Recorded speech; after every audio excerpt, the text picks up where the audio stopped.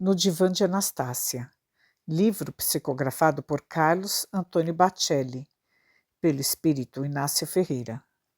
Capítulo 15. O obsessor. Como dizia, prossegui argumentando, em semelhante questão a do estupro seguido de aborto, 4 pessoas são colocadas no banco dos réus, em que a sociedade costuma julgá-las e quase sempre condená-las, sem direito à defesa.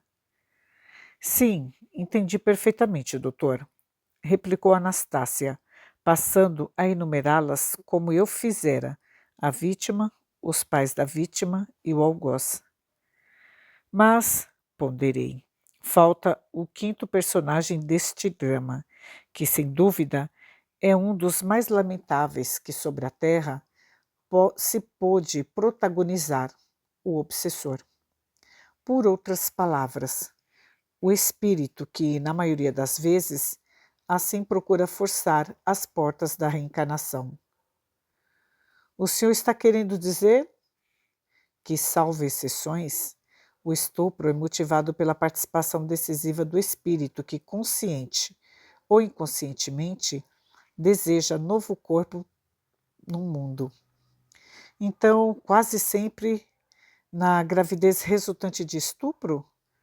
Como é de meu feitio, permita-me falar claramente, para que o assunto seja mais bem elucidado, não dando à minha palavra margem à dúbia interpretação.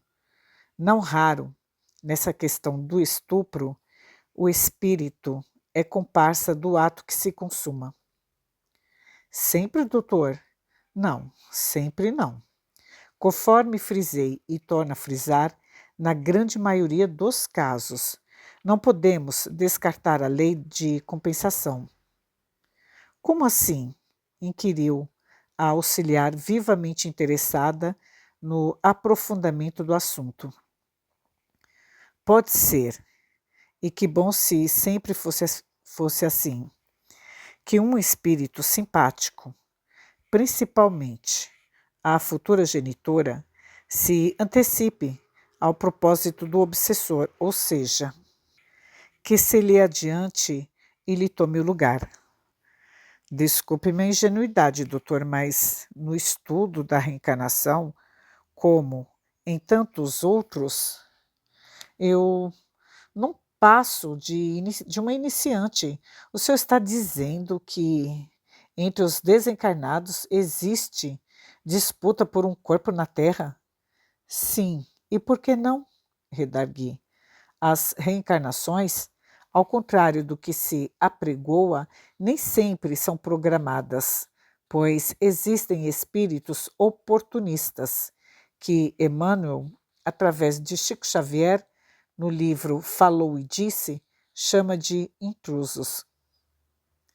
Quer dizer, um processo reencarnatório, para que seja devidamente cuidado, envolve o mérito do espírito que deseja voltar ao corpo, como também o de seus genitores, pois, caso contrário, ele se submeterá às leis mecânicas que regulam o processo.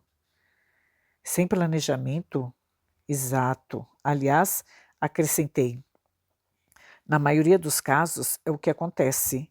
Nos mundos superiores, a reencarnação sempre obedece a uma planificação, e será ela sempre mais bem cuidada, quanto for o mérito do espírito reencarnante.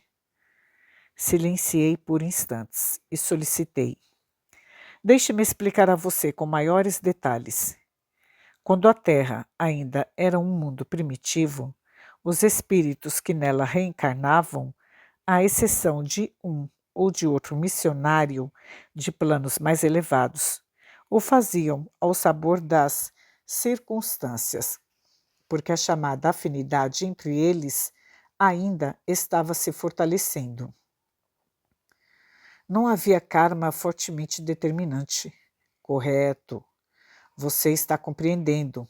Posteriormente, com as ligações afetivas se estabelecendo, as reencarnações passaram a ser mais seletivas. Os grupos simpáticos foram se formando, ensejando que a lei de atração moral entrasse em funcionamento. Claro, está aqui essa atração moral? Passou a se verificar com atitudes positivas e negativas, porque tanto quanto o amor, o ódio igualmente atrai. A diferença é que, enquanto o amor enlaça, o ódio algema. Então, aos poucos, a reencarnação foi deixando de ser aleatória. Casual? Isso, respondi com satisfação. Hoje podemos dizer que cerca de 40 a 50% das reencarnações são determinados por laços de afeição ou desafeição. Não sei se estou conseguindo me fazer entender. Para mim está claro, replicou Anastácia. Os outros 60% ou 50% dos processos reencarnatórios que se verificam no orbe terrestre ainda se verificam, digamos, de maneira aleatória, ou então sem maior influência, capaz de promover uma espécie de seleção espontânea nos espíritos candidatos à reencarnação nos diversos grupos que foram se constituindo. Todavia, doutor, todos somos irmãos? Sim. Mas antes de aprendermos que somos irmãos de todos, precisamos aprender que somos irmãos de alguns. Este é o objetivo da família consanguínea na reencarnação: ampliar os laços da parentela. Chegará, pois, um tempo nos mundos superiores, assim já é, que pouco importará aos pais o espírito que lhes venha a reencarnar na condição de filho. Na terra, porém, é difícil admitir isso, exclamou a irmã, que me ouvia com atenção. Para a esmagadora maioria, o próximo é quase um estranho. Todavia, embora a passos lentos, estamos caminhando rumo à fraternidade de natureza mais ampla. Tanto assim é que muitos já cogitam, por exemplo, de adoção de crianças. Quantos horizontes, doutor, me têm sido descortinados à mais profunda compreensão da vida através desses diálogos simples que estamos entabulando. Voltemos a falar sobre o problema exposto pelo pai que nos escreveu. Convidei a interlocutora. Pode ser, veja bem, repeti, pode ser que, pela lei de compensação, um espírito amigo com a intenção de suavizar a prova da jovem vítima de estupro tome o lugar do obsessor que estava interessado em reencarnar. O senhor está insinuando que na disputa por um novo corpo eles podem, inclusive, chegar a lutar? Em certas situações, sim, respondi sem vacilos. Quando encarnados, quantas vezes não lutamos para defender os interesses do que amamos? Infelizmente, quantas vezes não nos atracamos fisicamente com alguém que nos queira prejudicar? Emendou. Quem permitiria que um salteador lhe invadisse a residência, colocando em perigo a vida de seus familiares, sem lhe oferecer resistência? Os homens, em geral, mesmo os mais estudiosos, desconhecem o que se passa nos bastidores da reencarnação, exclamei. Se eles conhecessem, evidentemente que haveriam de se entregar com maior fervor à oração, cultivando pensamentos que facilitassem a sintonia com os espíritos, a eles simpáticos e, consequentemente, afastando os intrusos. Doutor, ponderou Anastácia, fazendo-me crucial pergunta.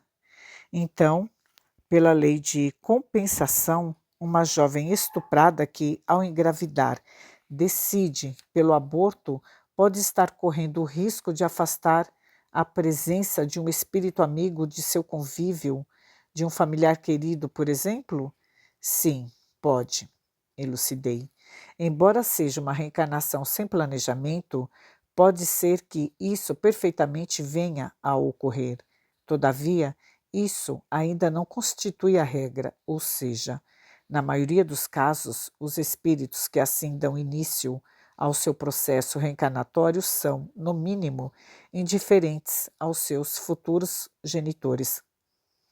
Pode ser, contudo, que a partir daí, certa afinidade entre eles vá sendo criada, sublinhei, destacando em seguida. Caso a criança nascida em tais circunstâncias venha a receber amor, pois se, em vez de carinho, ela receber indiferença, abandono, crescerá sob terríveis traumas. E a violência que poderia ser anulada acaba ainda mais se fortalecendo.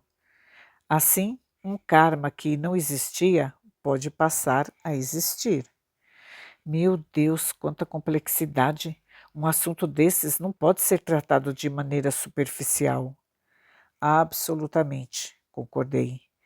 E nesse sentido, como também em outros, somente o Espiritismo, com a incomparável conhecimento da reencarnação, nos enseja efetuar reflexões que nos impeçam de cometer graves equívocos. Doutor, como a futura mãe, vítima de estupro, poderá saber que se trata de um espírito amigo a reencarnar por seu intermédio? Indagou Anastácia com acuidade. Bem, ponderei, apenas auscultando seu coração. Não existe outra maneira. É natural que, após a gravidez em tais circunstâncias ser constatada, a primeira reação seja de aversão. É natural. Mormente, não raro, devido à pressão que venha a sofrer por parte do preconceito familiar e da sociedade. Talvez, após os primeiros dias em que a gravidez for constatada, se o sentimento de aversão dessa nossa irmã se transfigurar em interesse afetivo pela criança que carrega no ventre, tudo levará a crer que, de fato, se trata de um espírito amigo. Eis quando ela se decide a enfrentar todas as dificuldades e levar a gravidez adiante. Sem dúvida, tornei a concordar. Mas, se for um espírito adversário, nada fará com que o seu instinto maternal seja despertado. Aí, mesmo que os seus pais, os futuros avós, queiram a criança, ela não a desejará e, se não optar pelo aborto, a deixará crescer órfã de seu carinho. Na opinião do Senhor, o que a jovem que engravidou por estupro deveria ter feito? Anastácia, você está me fazendo sentar no banco dos réus, exclamei, gracejando. Não é nem um caminhão, mas sim um treminhão de abacaxis que você está me encarregando para que você está me entregando para descascar. Todavia, como eu não sou de fugir da raia, vamos perguntar ao Manuel Roberto, disse, percebendo que o amigo se aproximava com determinada questão administrativa para resolver no hospital. Que foi, doutor? Inquiriu o companheiro, completamente alheio ao assunto. A Anastácia está aqui com um treminhão de abacaxis para você descascar para ela. E não é com faca, é com gilete. Com gilete, exclamou sorrindo. Em sua opinião, o que uma jovem que engravidou vítima de estupro deve fazer?